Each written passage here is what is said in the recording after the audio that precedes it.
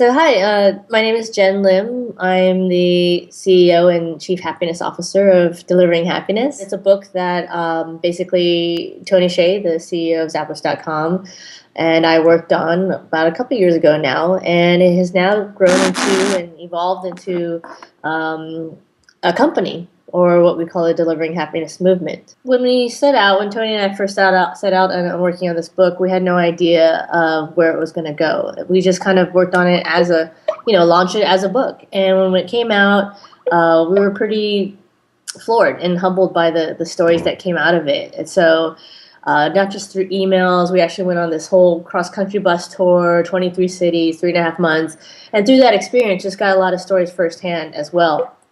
And then over the years, now that we're on our 18th language have been translated, we get these stories from all around the world. So there's just so many. Like when the book first came out, we had I guess there was a couple things. We sort of expected the business people to respond to it like they did, because it was marketed as a business book. What we didn't expect were the non-business sector people actually emailing in and saying, like for example, there's a mom that said, I am now going to be the CMP, the chief managing parent of my household, because I know I'm a good mom, but I know I can be better by instilling core values in the same way that Zappos has done.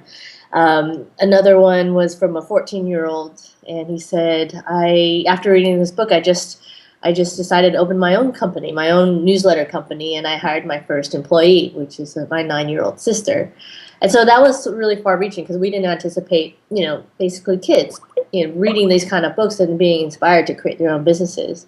There was another gentleman that said in an email, I said, I usually don't write emails like this at all, but I just want to let you know that I was on the verge of committing suicide. And he was a trader in New York, actually. And he said, now I'm no longer going to not only not commit suicide, but actually now I have a glimmer of hope of how I can change my life for the better. So it kind of spans all those type of things in terms of from a very, very personal side to a more light, side of now I know there are ways that I can be happier on a day-to-day basis, to companies that emailed us, and now we're actually working with companies with our DH at Work team and helping them implement happiness as a business model. And one of our first clients is actually an online trucking company, and they just took one-day workshops. Bless you. Sorry about that. Thank you. So just continuing where I left off with the trucking company, they basically took a workshop from us in going over ways to instill their core values, make it stronger across the company, and ways to improve employee engagement and whatnot. And just from that alone, they had pretty remarkable results. Their employees are coming in basically not skipping out of work because they want to actually be at work more and more often. They're actually getting customers sending them thank you emails for complimenting them on the whole service and how it was such a joy to work with them. And all these sort of numbers, whether it's employee engagement and showing up to work more often, customer responses, have all bundled up into this whole basically making their company more profitable.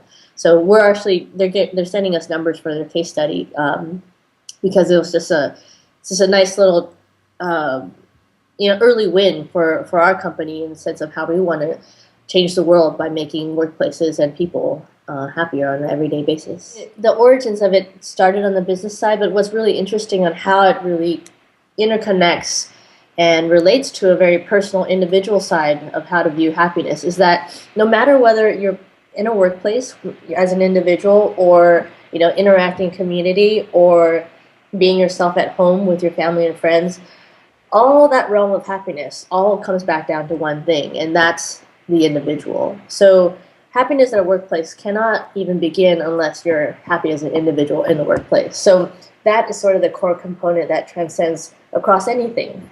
And I get questions from people saying, my boss doesn't believe in this, so how am I going to change that to, I guess the community service program that I'm with does not operate according to these kind of things. So what do I do? And our consistent suggestion and really where it all starts is changing the individual level of happiness, and that's the only thing that we can absolutely control. There's this research that we always point back down to, like the level of one's happiness comes back down to three basic things. 50% of that is purely genetics, and so we call that the nature of our lives. 10% is that environment, so the nurture, so those are the conditions around you. And the 40%, the remaining 40% is actually what a person decides to do and the actions based on that.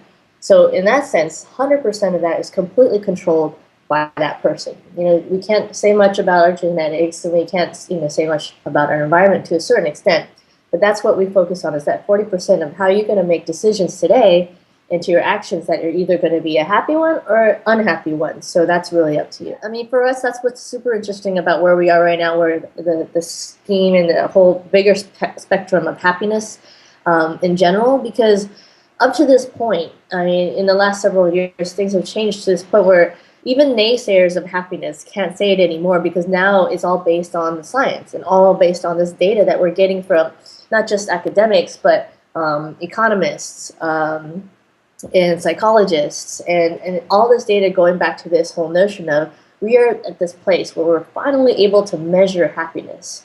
And so there's no more, naysayers saying, oh, that's just kumbaya stuff that will never work. But because through these metrics, for example, we're working with Nick Marks, who developed the Happy Planet Index, and we just developed the Happy Business Index, in ways that we can help use data collected from employees and managers and executives to actually capture how happy or unhappy that organization is, but more so how that information will lead to concrete suggestions on how you actually can increase happiness in different levels, whether it's at work or at home. Adding to this whole layer of we are actually, whether it by individual basis or by workplaces, increasing the levels of happiness. And for us, we want to be able to show from that measurable view of how we are increasing it, because it not only inspires the people that are part of this community, it'll inspire other people that aren't part of this community to realize that,